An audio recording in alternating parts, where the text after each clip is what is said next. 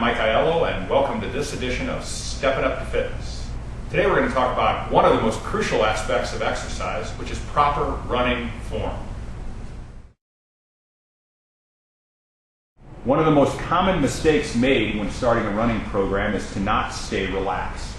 Runners begin by tightening their hands, which tightens their forearms, which tightens their biceps and triceps, which tightens their deltoid, their traps, their pecs, and causes an uncomfortable running position.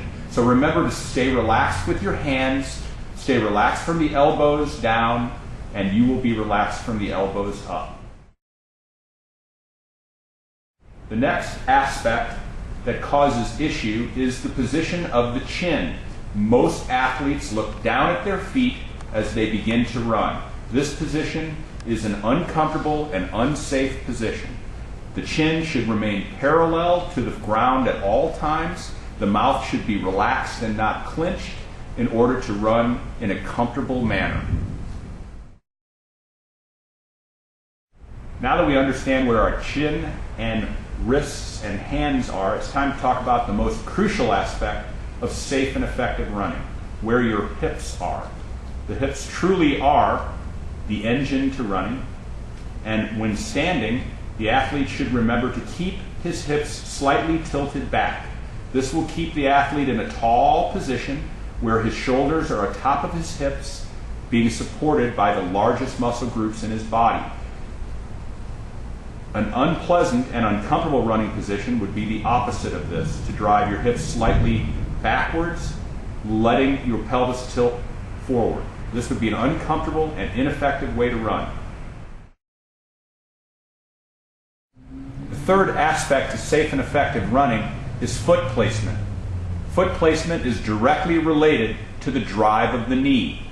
As Patrick drives with his right knee, he points it forward, planting his foot directly underneath him.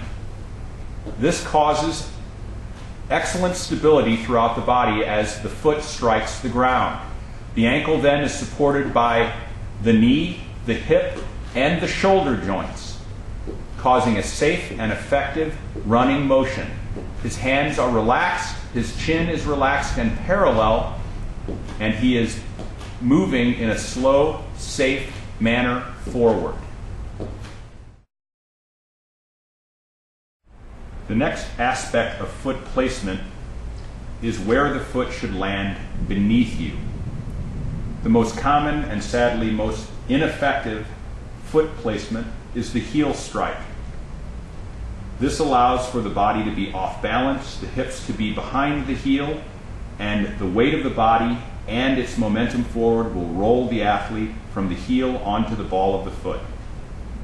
This causes an off-balance runner, low back pain, and groin and glute injuries. Proper foot placement would be the back half of the ball of the foot of the athlete.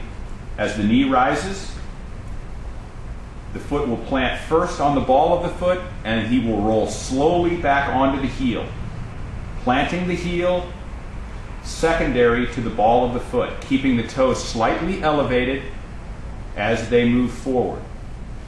This aspect would be used for any non-sprint run, anything longer than 100 meters. Our next aspect is proper arm movement and shoulder and elbow placement. Patrick's going to drive hard forward with his left wrist and bringing his left elbow to parallel behind him, as if he were to grab a cell phone from his hip and answer the cell phone. This movement will keep the athlete running in a forward motion with proper momentum rather than laterally, as is common seen with runners.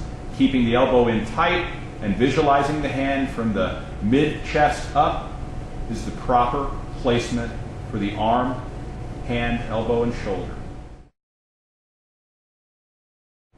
Putting all of these elements together allows for a safe and effective running program. Pat drives both knees forward at about a 20-degree angle, dropping the foot beneath him, first the ball of the foot, and dropping slightly back to the heel. Driving forward with his elbows and then back in a safe and effective forward motion will allow for proper running mechanics.